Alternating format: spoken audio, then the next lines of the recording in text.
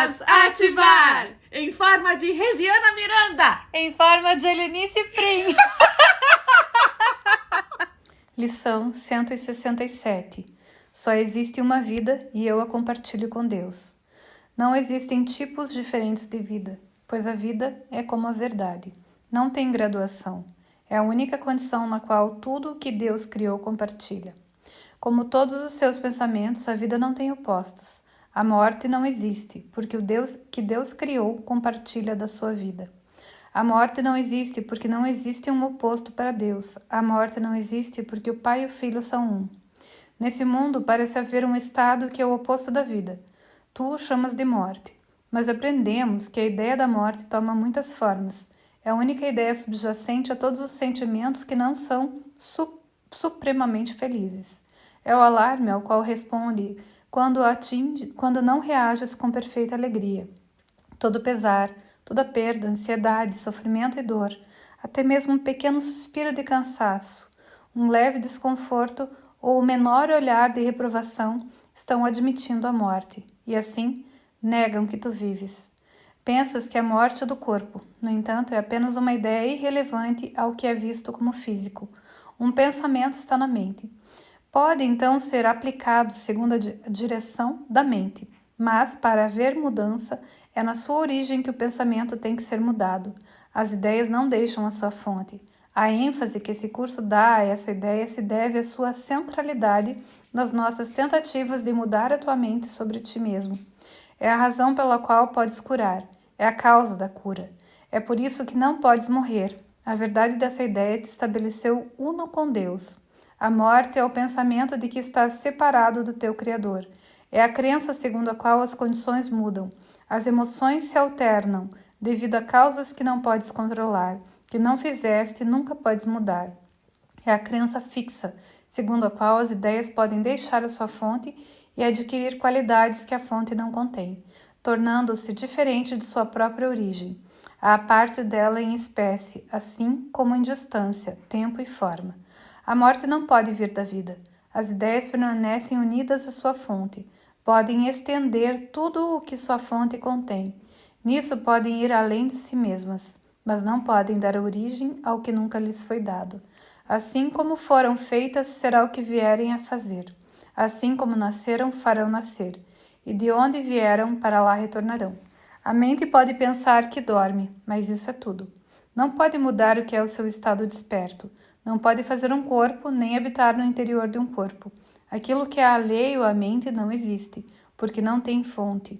Pois a mente cria todas as coisas que são, e não pode lhes dar atributo que lhe faltem, e nem modificar o seu próprio estado mentalmente ciente e eterno.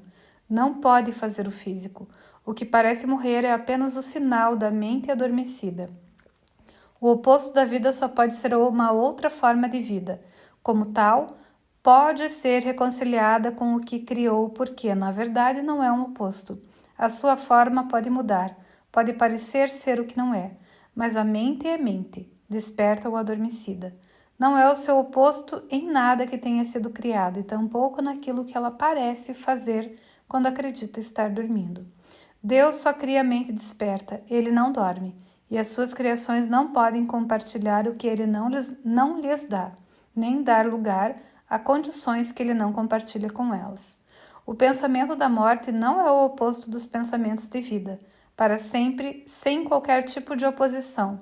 Os pensamentos de Deus permanecem eternamente imutáveis, com o poder de estenderem-se por toda a eternidade imutavelmente, porém, ainda dentro de si mesmos, pois estão em toda parte. O que parece ser o oposto da vida está apenas dormindo. Quando a mente opta por ser o que não é e por assumir um poder alheio que não tem, um estado estranho no qual não pode entrar, ou uma condição falsa que não está dentro de sua fonte, ela apenas parece ir dormir um pouco. Sonha com o tempo, o intervalo em que o que parece acontecer nunca ocorreu, em que as mudanças forjadas são sem substância e em que todos os eventos não estão em parte alguma.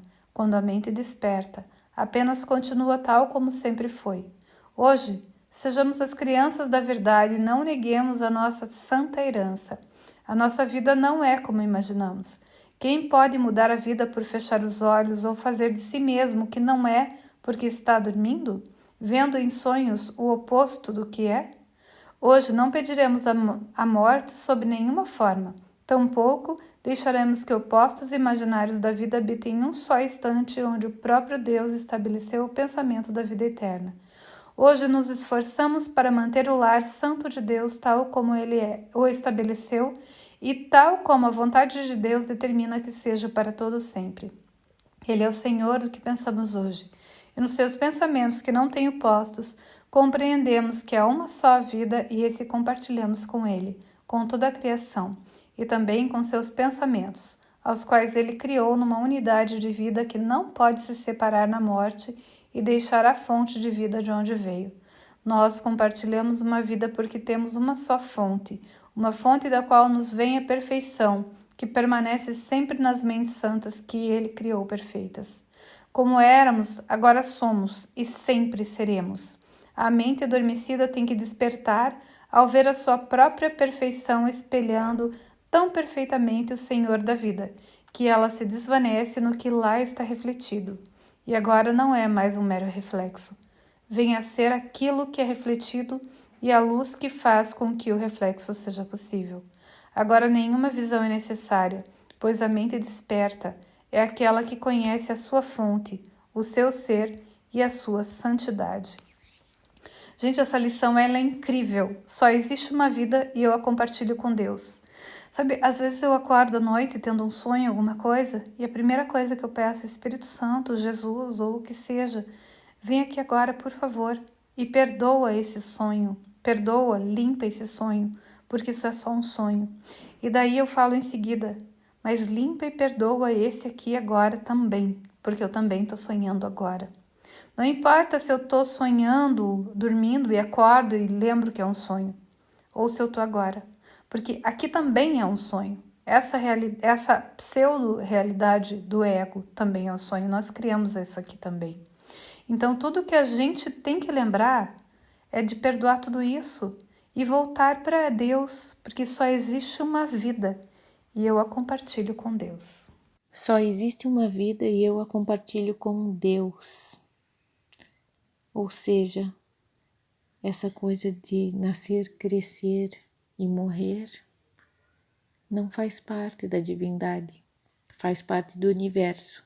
E se a gente está tão apegada com as maravilhas do universo, a gente não vai conseguir viver essa vida eterna, porque Deus é eterno e a gente está compartilhando dessa vida, dessa perfeição, desse amor além de toda a eternidade. Quando a gente aceita que a fonte é eterna, a gente é libertado.